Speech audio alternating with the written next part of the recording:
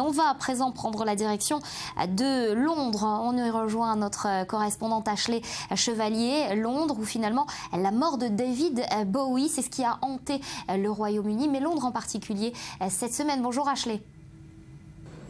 Bonjour Nathalie, cette semaine je vous emmène dans le quartier de Brixton. C'est ici que David Bowie est né il y a 69 ans et c'est dans ce quartier du sud de Londres que des milliers de fans sont venus lundi lui rendre hommage. Ils étaient souvent en larmes, parfois maquillés. Ils sont venus déposer des fleurs ou des bougies devant ce mur à l'effigie du chanteur, un mur qui depuis est devenu une sorte de mémorial. Regardez. Peu à peu, lundi à Brixton, la tristesse a laissé place à la fête. Un concert a été improvisé sur la place principale de Brixton.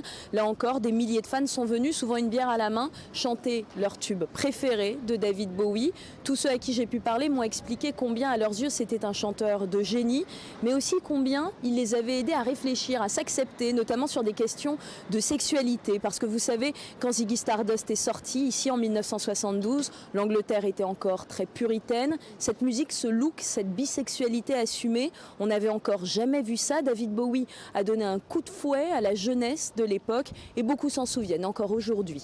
Les fans se sont également interrogés toute cette semaine sur les funérailles du chanteur. Toutes les rumeurs ont couru à ce sujet et finalement la famille de David Bowie a confirmé que les derniers adieux se feraient dans l'intimité familiale. Un hommage officiel cette fois aura lieu loin de Brixton en mars à New York. Merci Ashley. Voilà donc pour l'essentiel de ce qui a fait la une à Londres cette semaine. On passe